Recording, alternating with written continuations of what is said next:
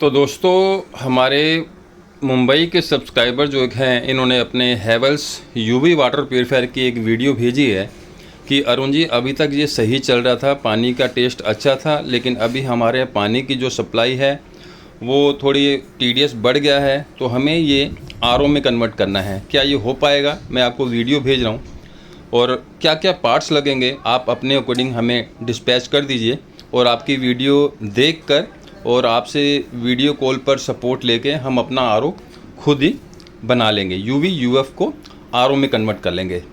तो ये पार्ट्स भाई साहब ने हमारे से मंगवाए हैं।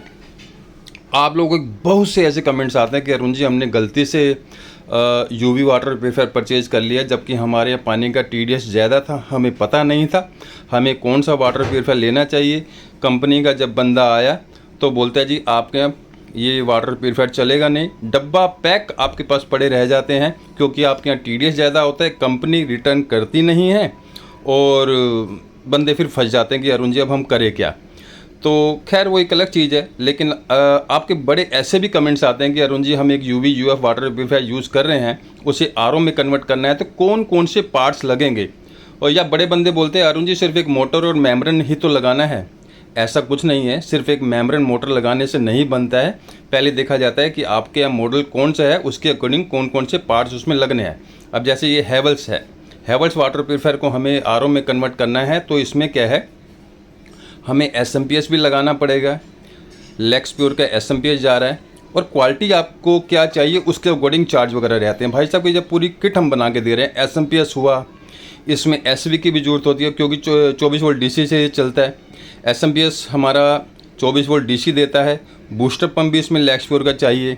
अब उसके बाद आपको सिर्फ आरओ में कन्वर्ट करना है, वो एक अलग चीज़ है, लेकिन हमें ये भी तो देखना है कि पानी का टीडीएस नहीं कम होना चाहिए।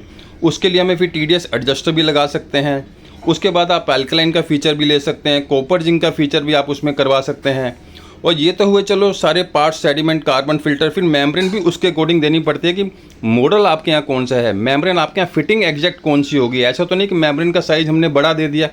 ये सारी चीज़ें देखनी पड़ती हैं, क्वालिटी देखनी पड़ती है, ब्रांड देखना पड़ता है, छोटे छोटे कनेक्टर्स देने पड़ते हैं, एफआर देना पड़ता है, टाई बेल्ट्स देनी पड़ती हैं, क्लैम्प्स वगैरह देनी पड़ती हैं। ये सारी चीज़ें हमारे को रिक्वायर्ड होती हैं। अब जैसे यूवी है, यूवी को ऑपरेट करने के लिए हमें ये यूवी अडेप्टर दिया जा रहा है, अब एसी वाला दिया जा रहा है या डीसी वाला दिया जा रहा है, फ़र्क वहाँ प्राइस का आ जाता है।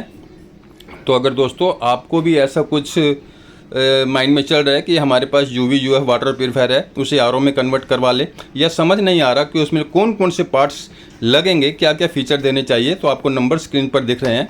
जैसे ही भाई साहब के पास पूरी किट जा रही है, आप भी हमारे से पूरी किट बढ़िया वाली, ब्रांडेड वाली मंगवा सकते हैं।